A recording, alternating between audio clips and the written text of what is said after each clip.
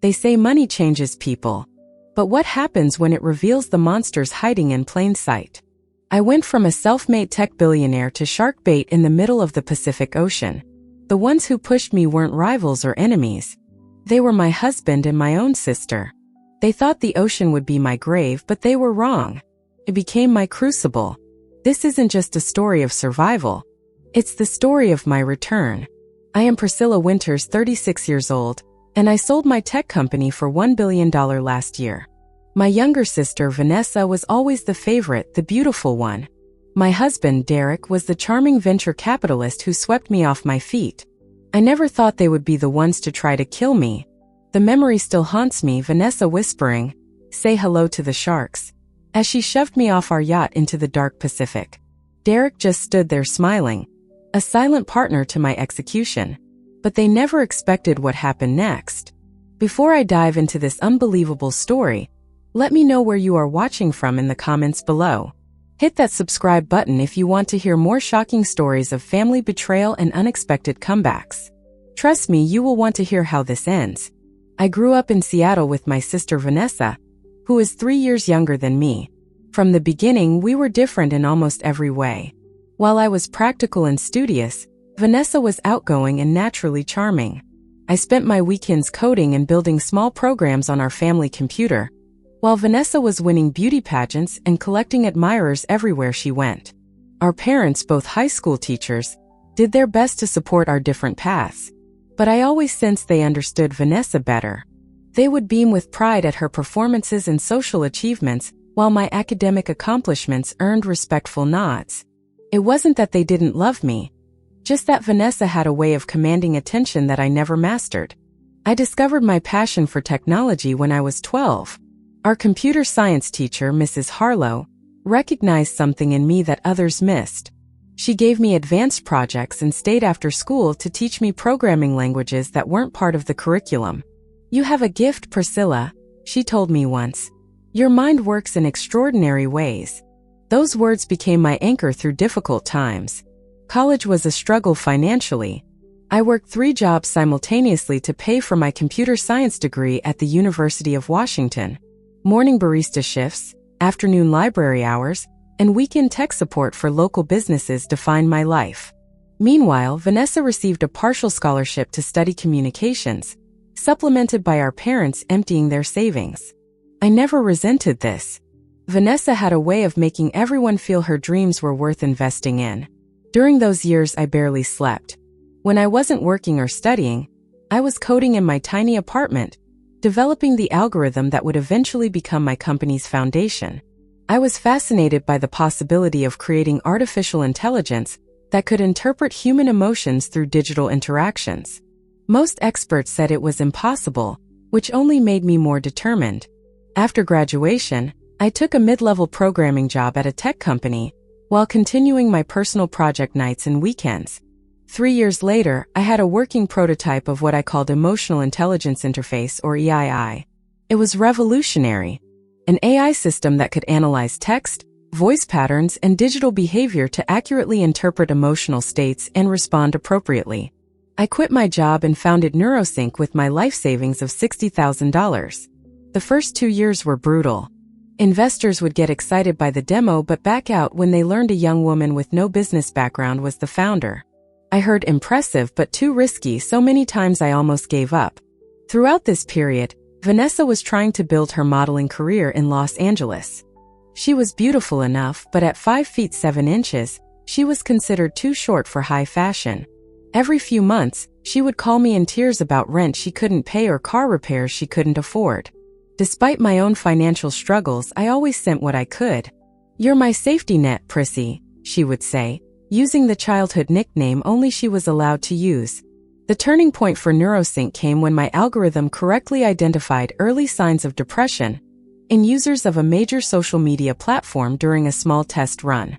Suddenly, the health and wellness applications became apparent, and investors started calling me instead of the other way around. Within 18 months, NeuroSync grew from 3 employees to over 100, and our valuation hit $50 million. That was when I met Derek Hamilton at a tech investment conference in San Francisco. He was everything I was not: Tall, conventionally attractive, socially polished, and from old money. As a venture capitalist specializing in AI startups, he approached me after my presentation with thoughtful questions about my technology. I was used to men in the industry either talking down to me or trying to steal my ideas. Derek seemed genuinely interested in both my work and me.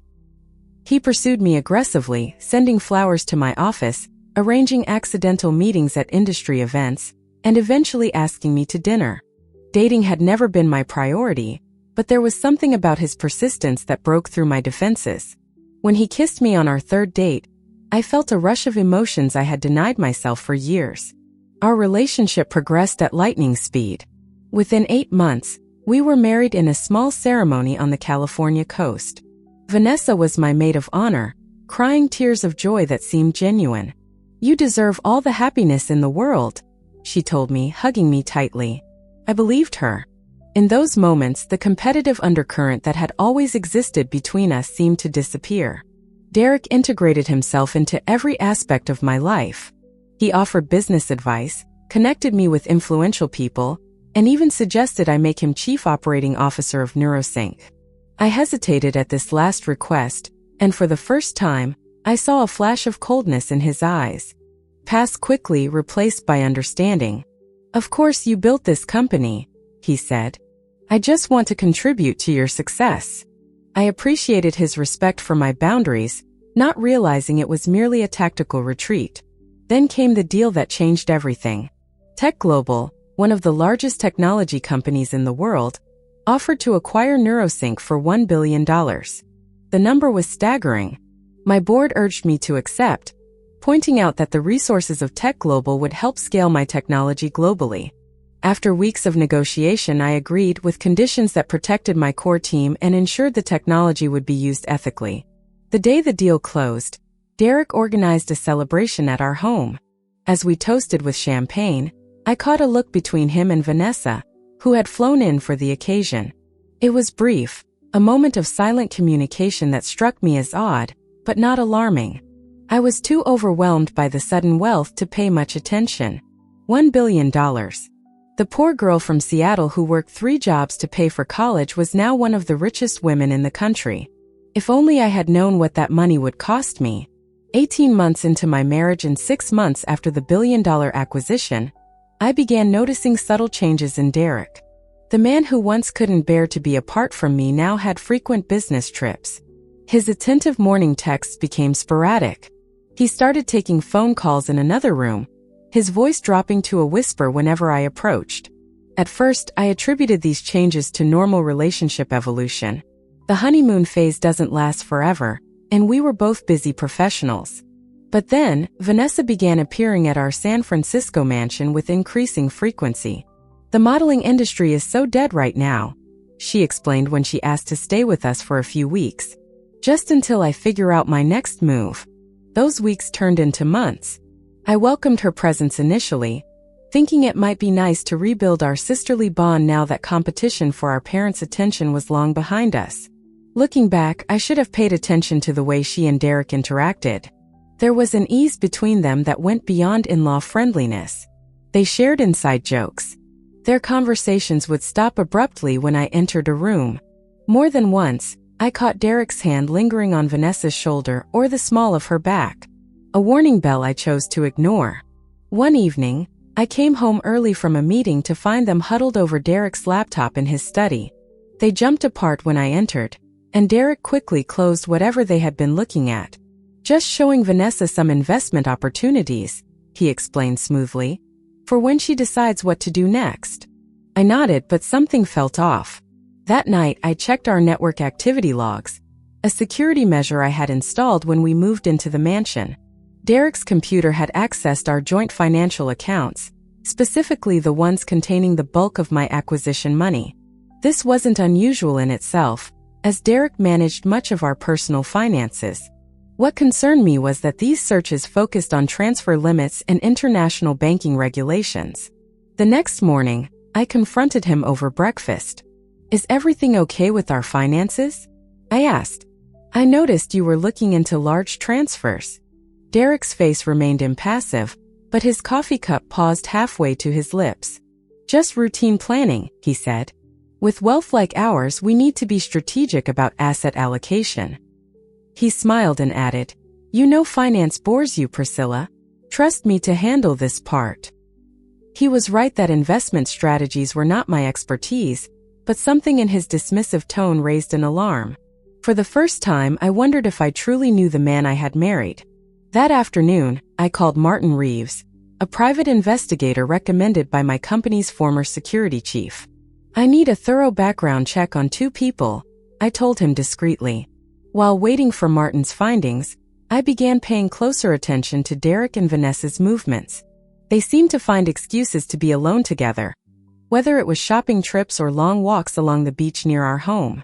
Twice I pretended to be on work calls while actually listening to their conversations in the next room, but they spoke in vague terms that revealed nothing concrete.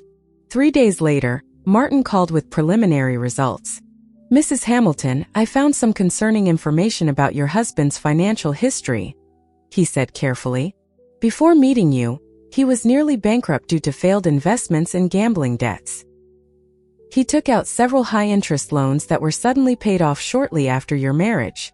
My stomach tightened into a cold knot. And my sister? I asked, my voice barely a whisper.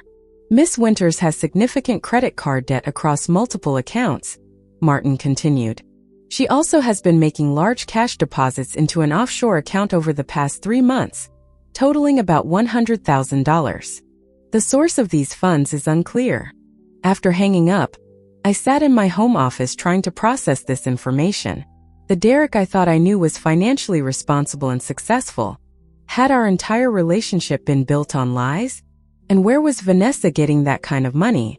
I decided to take more direct action. Under the guise of upgrading our home security system, I installed hidden cameras in common areas of the mansion, including Derek's study. I told our household staff they had a paid week off, claiming Derek and I wanted privacy for our anniversary. The first 2 days yielded nothing unusual on the cameras. On the 3rd day, I had a scheduled meeting with Tech Global executives and told Derek I would be gone all day. Instead, I left for 2 hours, then parked down the street and accessed the security feed from my tablet. What I saw confirmed my worst fears. Derek and Vanessa were in his study, not in a romantic embrace as I had partly suspected, but reviewing documents that looked like my financial statements and will. Once it's done, how soon can we access the funds? Vanessa asked. Derek pointed to something on a paper. The succession plan transfers control immediately in case of death. Priscilla updated her will after the acquisition, naming you as her sole heir since we have no children. With both documents, we'll have full legal access within days. Vanessa smiled in a way I had never seen before, cold and calculating. And they'll never find the body in the open ocean. A perfect accident. The yacht trip next week is our opportunity, Derek replied. We won't get a better chance. My hand shook so badly I nearly dropped the tablet. They were planning to kill me. My husband and sister were conspiring to murder me for my money. The betrayal was so enormous I could barely comprehend it. I drove aimlessly for hours, my mind racing. My first instinct was to confront them, to demand how they could plot something so terrible against someone who loved them. But a deeper instinct for survival kept me from acting rashly. If I confronted them now, they might accelerate their plan or find another way to eliminate me. That evening, I returned home and pretended everything was normal. I smiled through dinner as Derek discussed the yacht trip he had planned for the following week. I thought we could use a second honeymoon, he said, reaching for my hand across the table. 2 weeks on the Azure Dream, sailing down the Mexican coast. That sounds wonderful, I replied, forcing enthusiasm into my voice. Will it be just us? Actually, Vanessa chimed in, Derek invited me along. I hope that's okay. I've always wanted to see the Mexican Riviera. I met her eyes, searching for any sign of the sister I had grown up with, the girl who had once held my hand on the first day of school and promised we would always look out for each other. All I saw was a stranger wearing my sister's face. Of course, I said. It will be fun, the 3 of us. That night I lay awake beside Derek, listening to his steady breathing and wondering how someone could sleep so peacefully after planning murder. I had 6 days to prepare for a trip that was meant to be my last. The Azure Dream was everything a luxury yacht should be, 80 feet of gleaming white perfection with 4 staterooms, a hot tub on the upper deck, and a crew of 6 to cater to our every need. Under different circumstances, I would have been struck by its opulence. Instead, as we boarded in San Diego Harbor, I felt like I was walking onto the stage for my own execution. I had spent the previous days making careful preparations. I told my assistant Jane about my suspicions, giving her a sealed envelope with instructions to open it if she didn't hear from me for 3 consecutive days. I activated the location tracking on my personal devices and created a new emergency email account that would send automated messages to specific people if I didn't log in within 48 hours. I also transferred $10 million to a hidden account only I could access, separate from the assets Derek knew about. The first few days on the yacht passed in a haze of false normalcy. We sunbathed on the deck, swam in the clear blue waters, and dined on exquisite meals prepared by the yacht's chef. The crew was always present, which I believed kept Derek and Vanessa from acting on their plan. There was safety in witnesses. By the 4th day, we had traveled far from the Mexican coast, with Captain Rodriguez mentioning we were in open water, about 100 miles from the nearest land. That evening, Vanessa suggested the crew deserved a night off from serving us dinner, insisting we could manage ourselves for one meal. Derek quickly agreed, telling the captain to give everyone the evening off in their quarters. My heart began to pound. This was it. The 5th night, Derek prepared cocktails on the upper deck as we watched the sunset. "A special recipe," he said, handing me a brightly colored drink with a pineapple garnish. "Try it, babe. I made it extra strong, just how you like it." I pretended to sip while actually letting the liquid spill down the side of the glass, away from his view. "Delicious," I murmured, then set it down on a table when he turned to make Vanessa's drink. Over the next hour, I feigned increasing drowsiness, slurring my words and becoming unsteady on my feet. "I think I need to lie down," I said intentionally, stumbling as I stood. Derek was immediately at my side, his arm around my waist. "Let me help you to our cabin." His solicitude would have seemed loving to anyone watching, but I could feel the tension in his grip, the eagerness poorly disguised as concern. In our stateroom, I collapsed onto the bed, keeping my eyes half closed but maintaining a sliver of vision. Derek checked my responsiveness, waving his hand in front of my face and calling my name. Satisfied that whatever he had put in my drink had worked, he left the cabin, locking the door behind him. I waited 15 minutes before silently moving to the door and pressing my ear against it. I could hear Derek and Vanessa talking on the deck above, their voices carrying through the yacht's air vents. "Is she out?" Vanessa asked. "Completely," Derek replied. "I used enough sedative to knock out someone twice her size. She won't wake up even when we move her." "Good. The crew is all below deck watching some soccer game. We have at least an hour." I quickly changed into dark athletic clothes and water-resistant shoes I had hidden in my luggage. I secured a small waterproof pouch containing a GPS beacon, emergency cash, and a compact satellite phone around my waist under my shirt. Then I slipped back into bed, resuming my drugged pose just as I heard footsteps approaching. The door opened and Derek entered with Vanessa close behind. "Time to move her," he said. "Remember, it needs to look like she was sleepwalking or drunk and fell overboard accidentally." As they approached the bed, I made my decision. Rather than being carried to my fate, I would confront them. I sat up abruptly, startling them both. "Looking for something?" I asked, my voice steady despite the adrenaline coursing through me. The shock on their faces would have been almost comical under different circumstances. Derek recovered first, his expression shifting from surprise to concern with practiced ease. "Priscilla, you're awake. How are you feeling? You seemed really out of it earlier." Vanessa stood frozen, her eyes darting between Derek and me. "Drop the act," I said, standing up. "I heard everything. I know about your plan to drug me and throw me overboard. I know about the will, the money, all of it." There was a moment of tense silence. Then Vanessa's face transformed. The mask of sisterly affection fell away completely, replaced by cold contempt. "You were always the smart one, weren't you?" she said, her voice dripping with resentment. "Always one step ahead. Always so perfect, Priscilla with her brilliant mind and now her $1 billion. How long?" I asked, looking between them. How long have you been planning this? Derek shrugged, no longer bothering to hide his true nature. Since before the wedding, actually. I needed access to your assets, and marriage was the simplest way. And you? I turned to Vanessa, the betrayal from my own sister cutting deeper than anything Derek could inflict. Please, she scoffed. Do you know what it's like living in your shadow? Poor Vanessa. Not as smart as her sister, not as successful, always needing help, always the charity case. I deserve some of what you have. We share the same blood. So you decided to spill that blood for money, I said, the words tasting bitter in my mouth. Enough talk, Derek said, advancing toward me. This changes nothing except the method. No one will hear you scream out here. I backed toward the door, but Vanessa moved quickly to block my exit. Derek lunged for me and I dodged, sending him crashing into the bedside table. I managed to slip past Vanessa and ran for the deck, hoping to reach the crew quarters and the safety of witnesses. I made it to the main deck, screaming for help, but the engines of the yacht were too loud, the crew cabins too far away. Derek tackled me from behind, his weight knocking the breath from my lungs. Hold her arms, he grunted to Vanessa, who grabbed my wrists. I fought wildly, landing a solid kick to Derek's stomach that made him double over.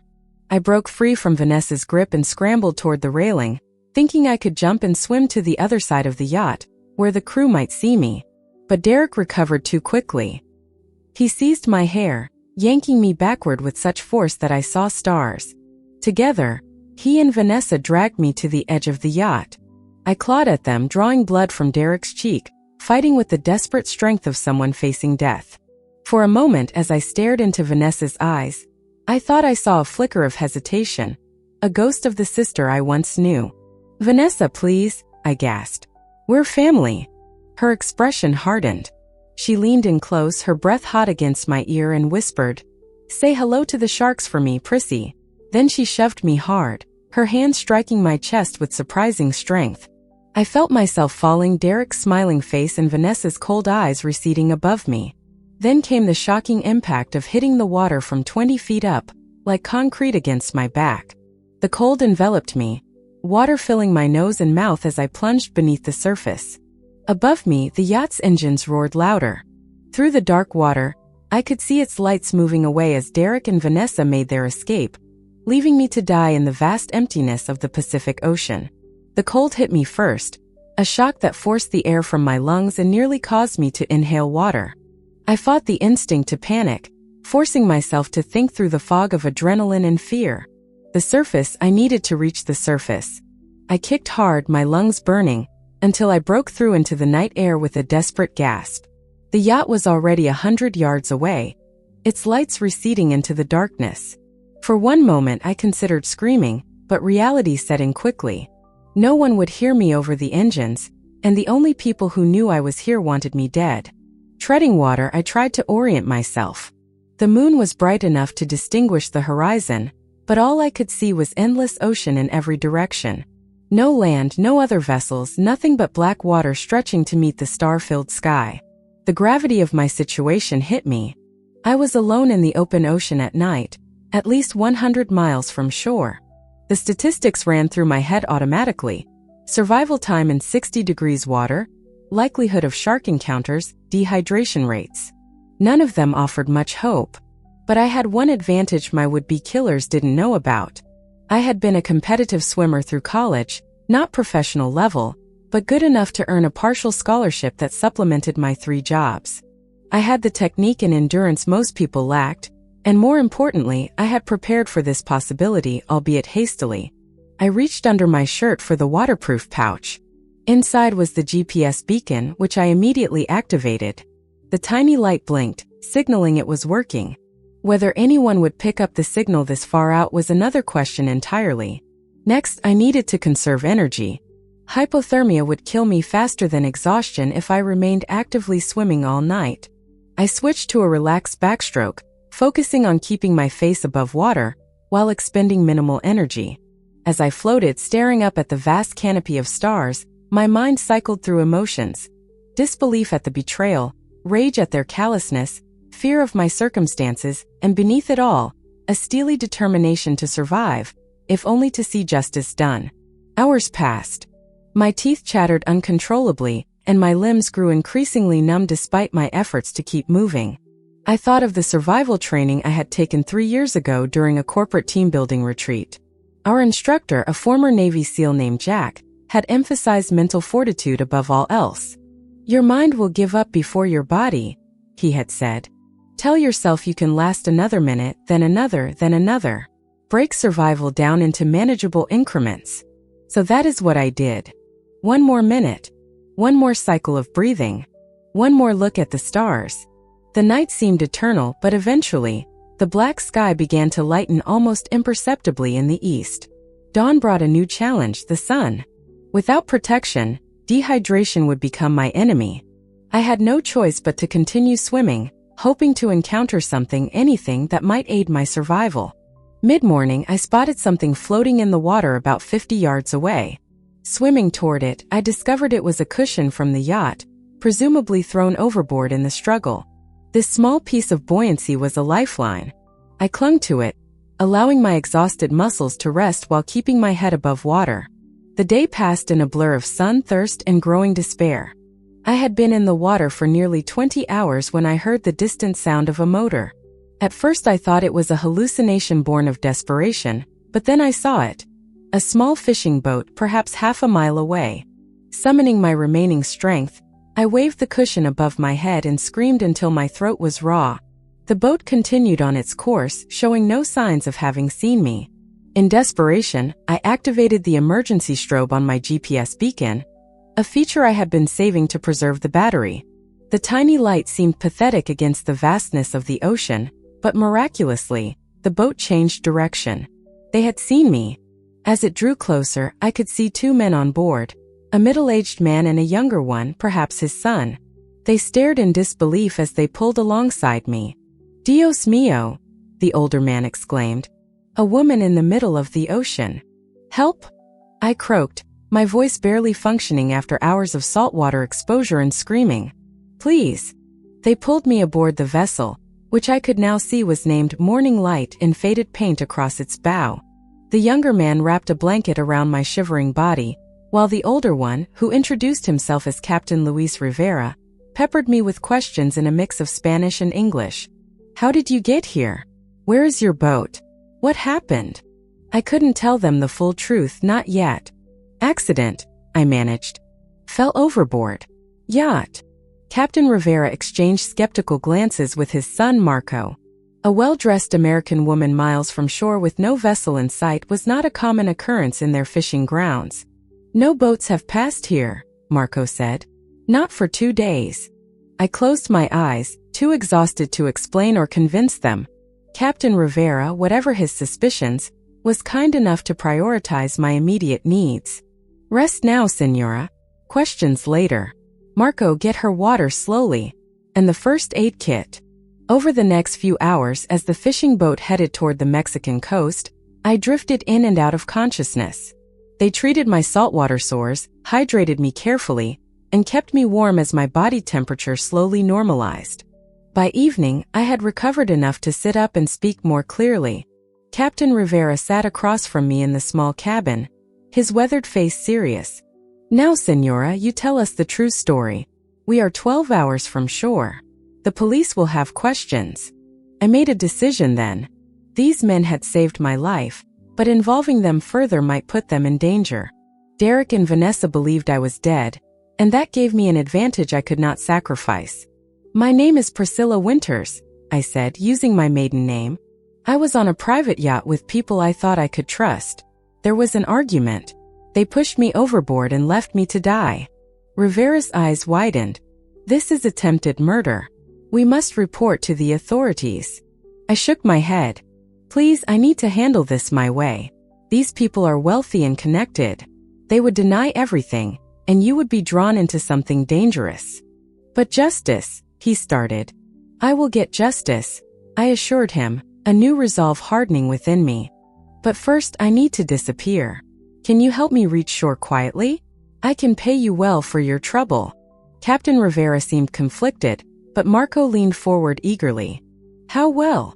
I named a figure that made both men's eyebrows rise. In cash, I added, once I can access certain resources. After some discussion in rapid Spanish, they agreed. The following morning, they docked at a small fishing village well away from tourist areas. True to my word, I used the emergency cash from my waterproof pouch to pay for a room at a modest hotel and gave them a substantial down payment on my promised sum. I will send the rest, I assured them. But please tell no one you found me.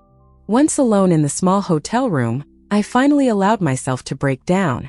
The tears came in violent waves, the full weight of the betrayal crushing me now that immediate survival was no longer my focus. My own sister, my husband, the two people I should have been able to trust above all others, had tried to murder me for money. When the storm of emotion passed, I was left with a clarity I had never experienced before. I accessed my emergency email using the hotel's computer and contacted Jane, my assistant, whose loyalty had been proven over years. Jane's response was immediate and emotional, but professional as always. "Oh my God, Priscilla. I opened your envelope yesterday after not hearing from you. I have been beside myself. Derek and Vanessa returned 2 days ago. They reported you missing, claiming you fell overboard during the night while they were asleep. Search and rescue operations have been called off as of this morning." Derek gave a tearful press conference. "What do you need me to do?" So the plan was proceeding exactly as they had intended. I was officially presumed dead, and they were positioning themselves to inherit my fortune. I typed a careful response to Jane, outlining what I needed: secure communication channels, access to my hidden funds, and absolute secrecy about my survival. Over the next week, recovering in that small coastal town, I watched news reports of my tragic accident on the hotel television. Derek played the grieving husband masterfully, his voice breaking as he described waking to find me missing. Vanessa stood beside him, her eyes red and puffy, a picture of sisterly devastation.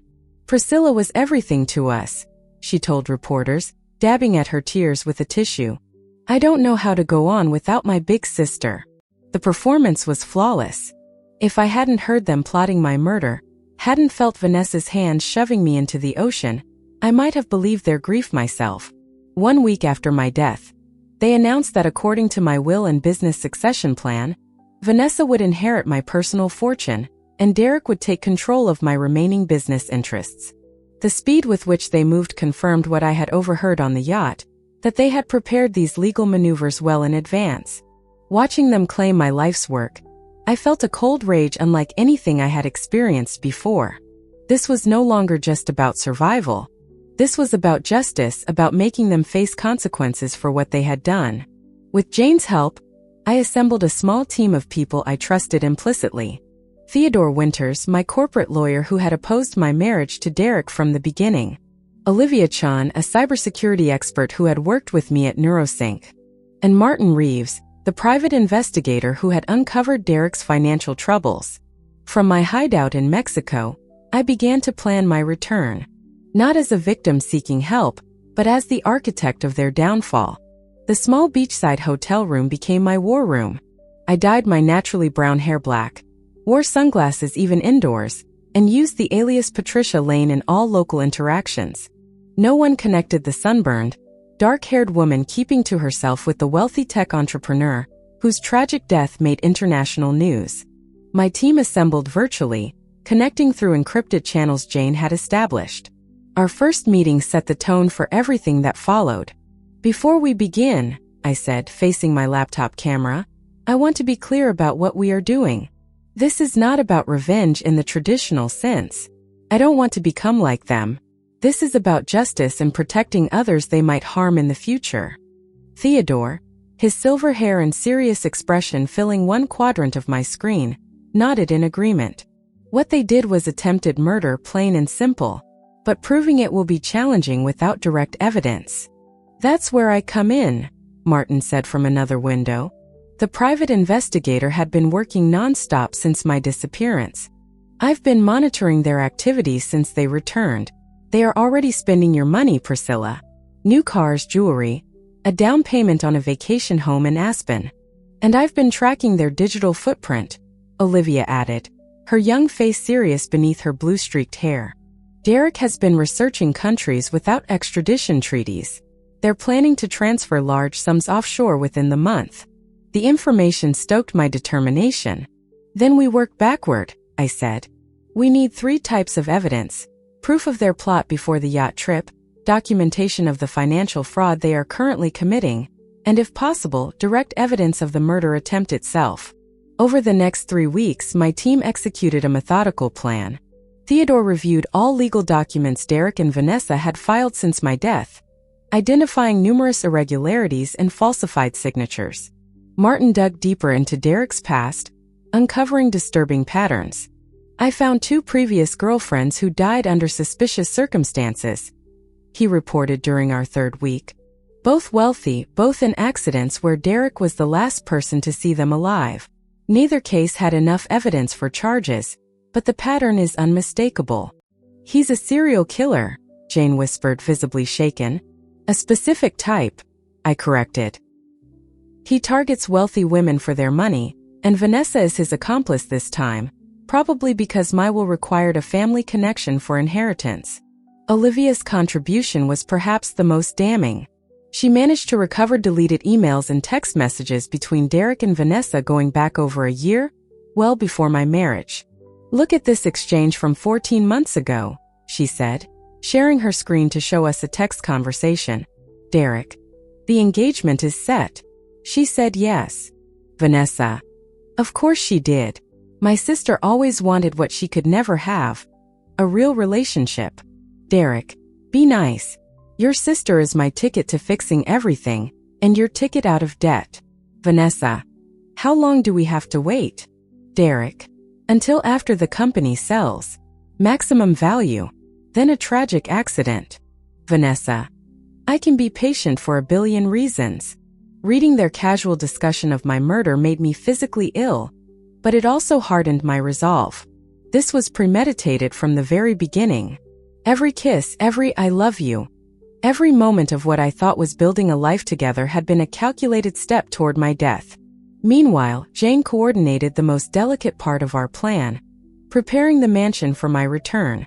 Using trusted contractors who believed they were installing a surprise gift for the homeowners, she arranged for sophisticated surveillance equipment throughout the house and a specialized security system I could control remotely. The mansion is ready, she confirmed in our final planning meeting. And I have confirmed they will be returning from their European spending spree on Thursday night. 3 months after being pushed into the Pacific Ocean, I was ready to confront my would-be killers. I flew back to California using fake identification papers Olivia had procured, my appearance sufficiently altered that no one connected me to the presumed dead Priscilla Winters. The night of their return, I entered my own home through a service entrance only I knew about, using biometric security that Derek had never bothered to reset. The irony of his overconfidence providing my access point was not lost on me. I walked through the darkened halls of the mansion, reacquainting myself with the space that had once been my home. Everything looked different now, tainted by betrayal. Vanessa had redecorated parts of the house, replacing my carefully chosen artwork with gaudy pieces that matched her less refined taste. In the master bedroom, I found evidence of their relationship now in the open. Vanessa's clothes in my closet, her makeup on my vanity. They hadn't even waited a decent interval before dropping the pretense of grieving sister and husband. I set up in the dining room, arranging a table for 3 with elegant place settings. At the center, I placed a beautifully wrapped box, a gift containing everything I had gathered over the past 3 months. Then I waited, watching the security feed on a tablet. As their car approached the gates, my pulse quickened with a mix of fear and resolve. Derek and Vanessa arrived just after midnight, clearly intoxicated and arguing as they entered. They stopped short in the foyer, noticing the lights I had turned on throughout the ground floor. "Did you leave these on?" Vanessa asked, her speech slightly slurred. Derek frowned, suddenly alert despite the alcohol. "No. Stay here." He moved cautiously through the house, checking rooms, while Vanessa followed behind despite his instruction. Their confusion grew when they heard the soft music I had started playing, one of Derek's favorite jazz albums. "Someone is here," he hissed, pulling Vanessa behind him in a show of protection that might have seemed gallant if I didn't know his true nature. They made their way to the dining room, stopping in the doorway when they saw the elaborate table setting. 3 places fine china, crystal glasses filled with wine, and the gift box in the center. "What the hell is this?" Vanessa whispered, clutching Derek's arm. That was my cue. I stepped out from the shadows of the adjacent room, wearing the same outfit I had worn the night of the yacht party, my hair returned to its natural color. "Welcome home," I said calmly. "I've been waiting for you." The color drained from both their faces. Derek stumbled backward, nearly knocking Vanessa over. For a moment neither could speak, their eyes wide with shock and terror. "This is not possible," Derek finally managed. "You're dead. We saw you drown." "You saw me fall," I corrected. "You assumed I drowned. A rather large miscalculation on your part." Vanessa let out a strangled sound, somewhere between a gasp and a scream. "You're not real. This is not happening." I stepped forward into the full light of the chandelier. "I assure you, Vanessa, I am very real. And unlike you, I'm not here to kill anyone. I'm here to deliver a gift." Derek seemed to recover some of his composure, his mind visibly working through options. "Priscilla, thank God you're alive. We thought we lost you. There was a terrible accident." "Stop," I cut him off. "Let's not insult each other's intelligence. I heard you planning my murder. I felt Vanessa push me off that yacht. I know everything." "You can't prove anything," Vanessa said, her shock giving way to defiance. "It's your word against ours. Everyone already thinks you had an accident." I smiled, a cold expression that made both of them tense. "That brings me to my gift." I gestured to the box on the table. "Open it." Derek approached cautiously, as if the box might contain a bomb. In some ways it did, just not the explosive kind. He lifted the lid and stared at the contents, his face contorting with dawning horror. Inside was a custom-made presentation containing 4 items. First, a waterproof camera, the same one I had hidden in my cabin on the yacht, which had captured their conversation about drugging me and staging my accident. Second, a flash drive containing all the recovered emails and texts between them, dating back to before my marriage, explicitly discussing their plan to kill me for my money. Third, financial records showing their embezzlement and fraud since my death, along with documentation of the secret accounts they had established. Fourth, and perhaps most damaging, police warrants for their arrest on charges of attempted murder, conspiracy, fraud, and a host of other crimes, already signed by a judge thanks to Theodore's legal maneuvering. "This is impossible," Derek whispered, rifling through the documents with trembling hands. "Actually, it was quite possible with the right team," I replied. "A team of people who, unlike you two, understand the meaning of loyalty." Vanessa suddenly lunged for the box, trying to grab the evidence, but I was ready. With a press of a button on my phone, the dining room doors locked automatically. "The police are already outside," I informed them, "along with FBI agents, since some of your financial crimes cross state lines. They were waiting for my signal, which I just sent." Derek's face transformed, the mask of civilized behavior dropping entirely to reveal the predator beneath. He flipped the heavy dining table toward me with surprising strength, sending dishes crashing to the floor, and charged toward a side door. It was locked, of course. All exits were secured except the main entrance where law enforcement waited. Realizing this, he turned on me with murderous rage, grabbing a knife from the scattered cutlery on the floor. "You think you're so clever," he snarled, advancing toward me. "If I'm going down, you're coming with me for real this time." I stood my ground. "The difference between us, Derek, is that I planned for every contingency." As he lunged, the hidden door behind me opened, revealing Martin and 2 security specialists who had been waiting out of sight. They tackled Derek, disarming him with professional efficiency.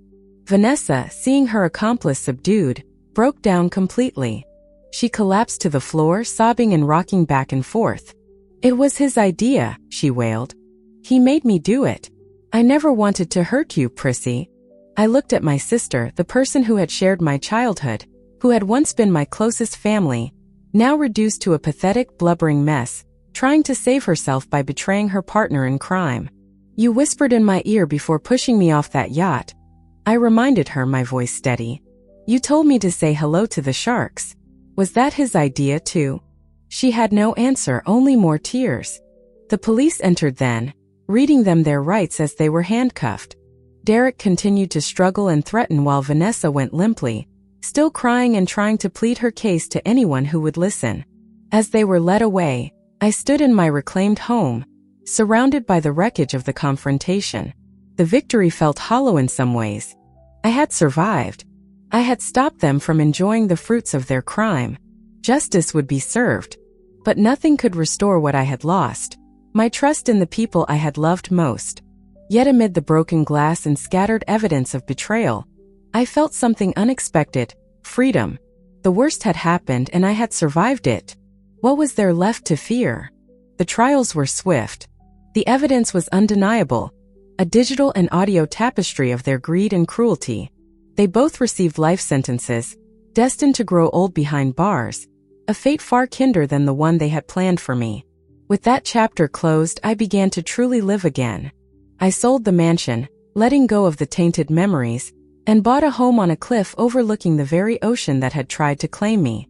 It was no longer a place of fear, but a symbol of my strength. The Phoenix Trust, my foundation, grew beyond my wildest dreams, helping thousands of victims of betrayal find their footing and fight back. But my greatest victory wasn't financial or legal. It was personal. A few years later, I met a man, an oceanographer named Julian. He was kind, patient, and saw the real me, not the billionaire or the victim, but the survivor. He taught me to sail, and together we charted courses across the globe.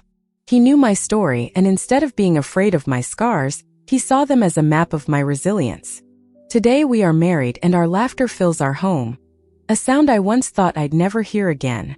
I have a new family, one forged not by blood, but by love, respect, and unwavering trust. My life is a testament to the fact that you can emerge from the darkest depths and find the brightest light. The ocean didn't take me because my story wasn't finished. Now it's a story of hope. If my journey from the abyss to a life of joy has inspired you, please share this video with someone who needs to be reminded of their own strength. Every story of survival gives hope to others still fighting their battles. Hit that like button and subscribe to join a community that believes in second chances and the incredible power of the human spirit to heal, rebuild, and thrive. Thank you for witnessing my story. Remember, no matter how deep the water, you can always find your way back to the sun.